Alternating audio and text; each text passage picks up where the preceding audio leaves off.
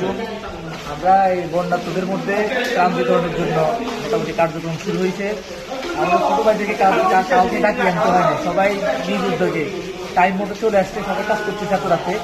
আমরা সবাই এখানে আছি, হাসান আছে, তারপরে ছোটো ভাইরা দীপু আছে।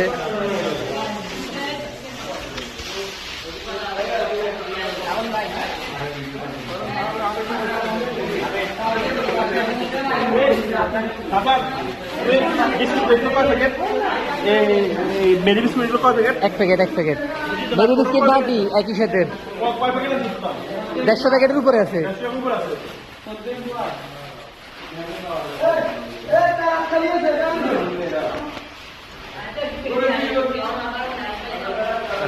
সবাই